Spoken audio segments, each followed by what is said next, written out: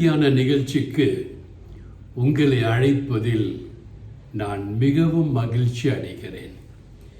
இன்று நாம் பார்க்க போகும் தேவ செய்தி, ஆண்டவரை நம்புங்கள், உங்கள் கனவுக்காய் காத்திருங்கள். இந்த அருள்நாதர் இயேசு கிறிஸ்து ஒருவர் மட்டுமே உங்கள் கனவுகளை நினைவாக்குகிற தெய்வமாயிருக்கிறார். ஆதியிலே தேவன் எத்தனையோ அற்புதங்களை செய்திருக்கிறார். அதே தேவன் இன்றளவும் கூட உங்களுக்கு அற்புதம் செய்ய வல்லவராயிருக்கிறார்.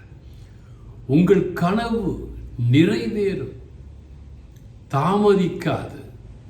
எப்பொழுது என்றால், எப்படி ஒரு காதலன் தன் காதலிக்காக ஏங்கிக் கொண்டிருப்பானோ அவ்வாறே நீங்களும் இந்த இயேசுவின் வார்த்தைக்காக ஏங்கிக் கொண்டிருப்பீர்களே ஆனால் உங்கள் கனவு நிச்சயமாய் நிறைவேறும். எத்தனையோ மக்கள் இருக்கும் பொழுது ஆண்டவர் உங்களை தன் மகனாக மகளாக தேர்ந்தெடுத்தார் என்றால் நீங்கள் ஆசீர்வாதமாயிருப்பீர்கள். நினைப்பது நினைக்கப்படும், கடப்பது கடக்கப்படும். எதையும் பிடித்து இழக்கவும் வேண்டாம், பின் இழக்கவும் வேண்டாம். நமக்கானது எப்பொழுதும் நமக்காகவே காத்திருக்கும். நினைப்பது நிலைக்கட்டும் பிரியமானவர்களே, கடப்பது கடக்கட்டும். எதையும் பிடித்து இழுக்க வேண்டாம், பின் இழக்கவும் வேண்டாம். நமக்கானது எப்பொழுதும் நமக்காக காத்திருக்கும். உன் தாய் தந்தை உனக்காய் காத்திருக்காமல் இருக்கலாம்.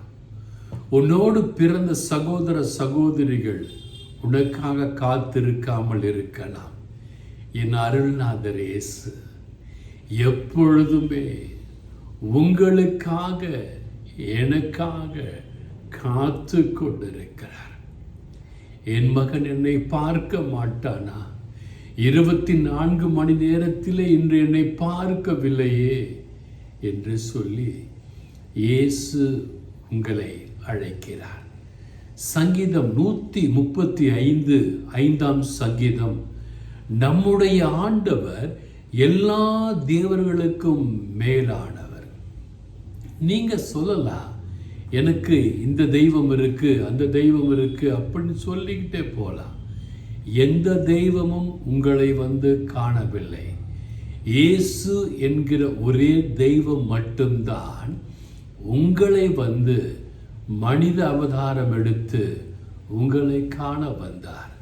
எனவே தான் சங்கீதம் சொல்லுகிறது, நம்முடைய ஆண்டவர் எல்லா தேவர்களுக்கும் மேலானவர். உலகத்தில் இருக்கிற அத்தனை தெய்வங்களுக்கும் மேலான ஒரே தெய்வம் என்றால் அவர் இயேசு கிறிஸ்து. இயேசு கிறிஸ்துவுக்காய் காத்திருப்பதிலே எந்த தவறும் இல்லை.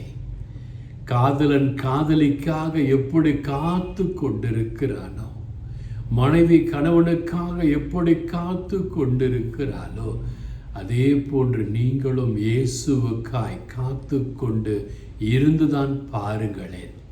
உங்கள் வாழ்க்கையிலே இயேசுவோடு நீங்கள் பேச முடியும். சங்கீதம் 37:7 சொல்லுகிறது, கர்த்தரை நோக்கி அமர்ந்திரு, அவருக்காய் காத்து. கர்த்தரை தாங்க நம்ம நோக்கி அமர்ந்திருக்கணும், அவருக்காக காத்திருக்கணும்.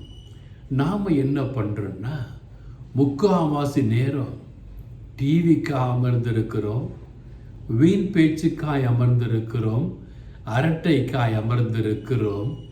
ஆகவே உங்கள் கனவு நினைவாகாமல் போய்விட்டது. நீங்கள் கர்த்தரை நோக்கி அமர்ந்து பாருங்களேன். கர்த்தருக்காய் காத்திருந்து தான் பாருங்களேன், நீங்கள் நினைக்கின்ற ஒவ்வொரு காரியமும் நடந்து ஏறும்.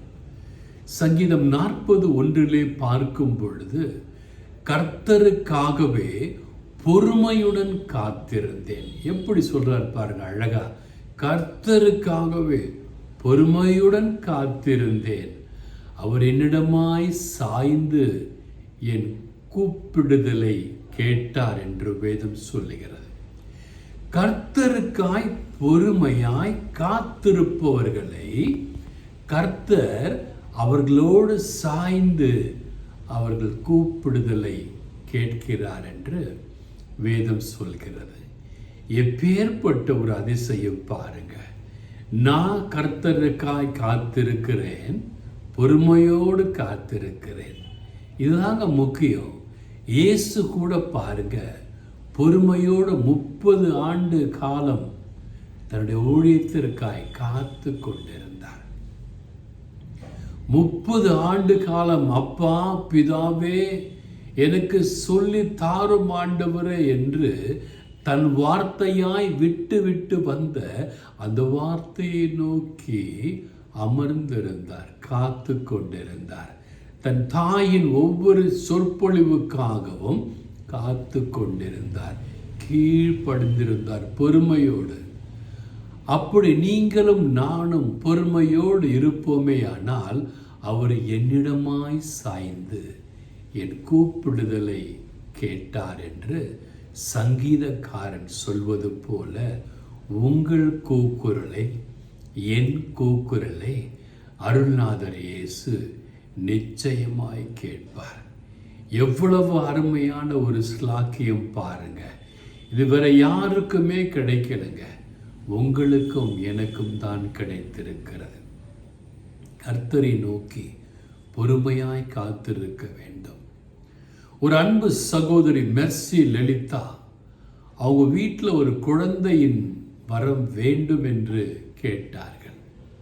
அன்பு சகோதரி, கர்த்தரிடத்திலே பொறுமையாய் காத்திருங்கள். உங்களுக்காக நான் தினமும் ஜெபிக்கிற இந்த இயேசு கிறிஸ்து அந்த அடைப்பட்டிருக்கிற கர்ப்பத்தை திறந்து உங்கள் வீட்டிலே ஒரு அழகிய குழந்தையின் சத்தம் கேட்க போகிறது என்று இயேசுவின் மீது நம்பிக்கை வைத்து உங்களுக்கு சொல்கிறேன்.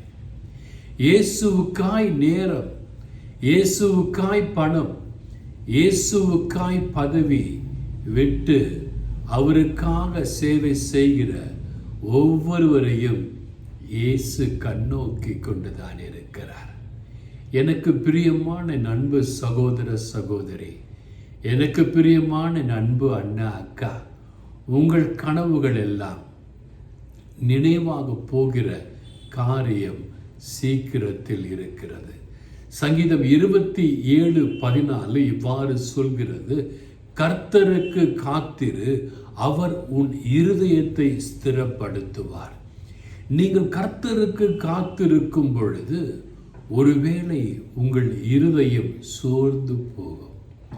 இத்தனை ஆண்டு காலம் நான் காத்திருக்கின்றேனே, நான் காத்திருக்கும் இந்த காத்திருப்பு கிடைக்குமோ கிடைக்காதோ என்று ஒருவேளை உங்கள் இருதயம் துக்கப்படலாம். வேதம் சொல்கிறது, கர்த்தருக்காய் காத்திரு, அவர் உன் இருதயத்தை ஸ்திரப்படுத்துவார். திடம் மனதாயிருந்து காத்திரு, காத்திரு கர்த்தருக்கு என்று சொல்கிறது. திடம் மனதாயிருக்க வேண்டும். மனதிலே பலவீனமாய் இல்லாமல் திடத்தோடு இருக்க வேண்டும். பலவீனமாய் இருந்த நாட்களிலே நான் கீழே அமர்ந்து எழுந்திருக்க முடியாது. இன்று என்னை பார்க்க வந்த ஒரு சகோதரின் முன்னால் கீழே அமர்ந்து எழுந்து காண்பித்தேன். இதை ஏன் உங்களுக்கு சொல்கிறேன் என்றால், உங்களால் முடியாதது இயேசுவால் முடியும். உங்களால் கூடாதது இயேசுவால் கூடும்.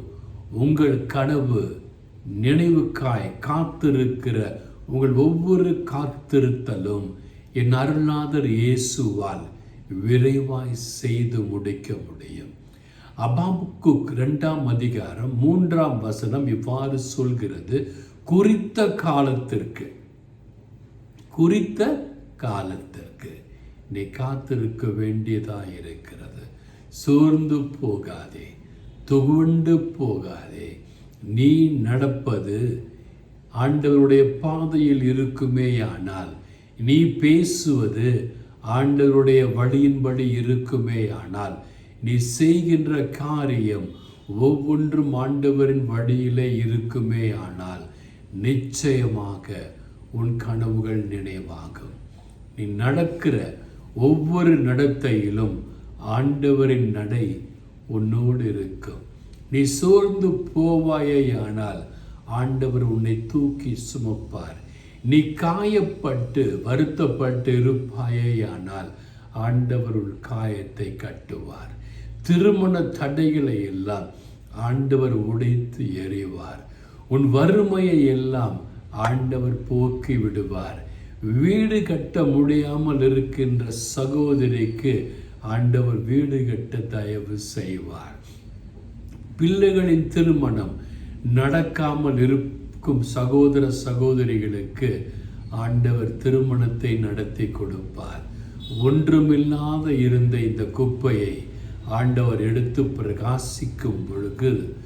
பிரகாசிக்க செய்யும் பொழுது உங்களையும் அவ்வாறே பிரகாசிக்க செய்வார்.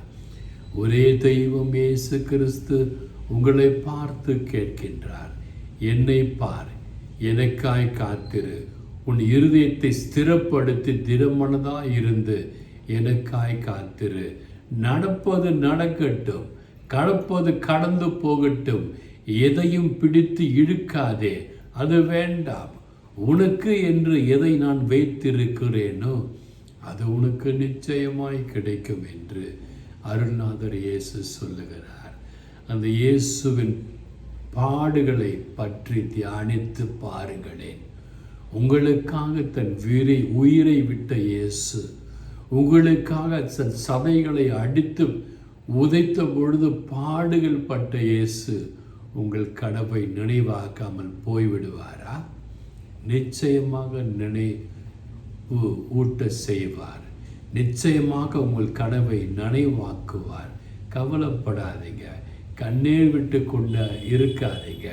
ஆண்டவரை பார்த்து சந்தோஷமாக இருங்க. இருக்கிறத பகிர்ந்து கொடுங்க, 4 பேருக்கு பகிர்ந்து கொடுங்க. பாருங்க, உங்கள் வீடு ஆசீர்வாதமாக இருக்கும். உங்கள் பிள்ளைகள் ஆசீர்வாதமாக இருப்பார்கள். உங்கள் பேர பிள்ளைகள் ஆசீர்வாதமாக இருப்பார்கள். God bless you all. Remain blessed. நீங்களாம் நல்லா இருப்பீங்க.